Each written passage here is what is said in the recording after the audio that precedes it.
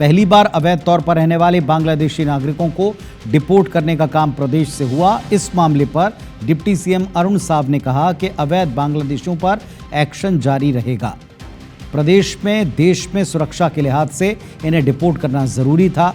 हमने जो चुनाव में कहा था वो काम अब पूरा कर रहे हैं। अरुण साव ने कहा कि सभी अवैध कामों में कांग्रेस का हाथ शामिल रहा है और इस बार भी कांग्रेस को दर्द इसलिए हो रहा क्योंकि उनका वोटर वर्ग यहां से खिसक रहा है।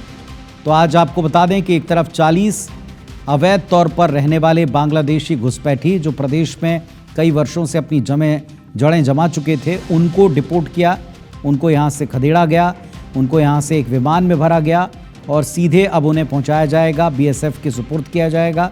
ये विमान उड़ चुका है। और दूसरी तरफ डिप्टी सीएम अरुण साव ने कहा कि ये कांग्रेस का वोट बैंक रहा है, इसीलिए इस पर कांग्रेस की सरकार ने एक्शन नहीं लिया था। लेकिन अब बीजेपी ने जो चुनाव में वायदा किया था, ऐसे अवैध बांग्लादेशी घुसपैठियों को न केवल इनकी धरपकड़ जारी है, पूछताछ की जा रही है, इनको पकड़ा जा रहा है, बल्कि अब इनको डिपोर्ट करके सीधे बीएसएफ के हवाले करेंगे और वहां से इनको बांग्लादेश ढाका तक पहुंचाया जाएगा, छोड़ा जाएगा। सुनिए जरा क्या कहा है इस मसले पर सरकार की तरफ से अरुण साव ने।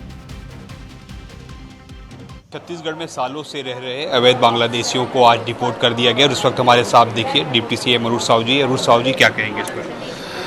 देखिए, जब से राज्य में हमारी सरकार बनी है, अवैध रूप से जो रह रहे लोग हैं, वैध दस्तावेज के बिना जो रह रहे लोग हैं, उन पर लगातार हम कार्रवाई कर रहे हैं।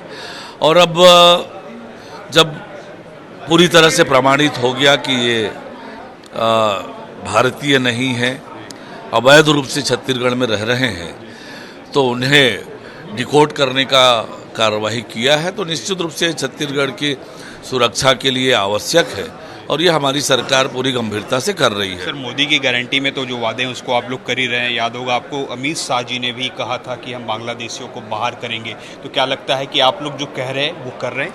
हाँ, निश्चित रूप से कामों से दिख रहा है। मोदी की एक एक गारंटी को पूरा कर रहे हैं।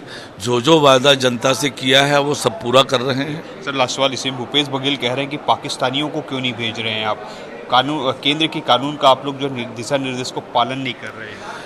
देखिए, जो भी अवैध रूप से रह रहे हैं उन सब पर कार्रवाई हो रही है। देखिए, ये तो अलग विषय है कि ये कैसे आए, कहां से आए, किसने बसाया, पर हम तो जान रहे हैं कि सब अवैध कामों के पीछे कांग्रेस की ही हाथ होता है।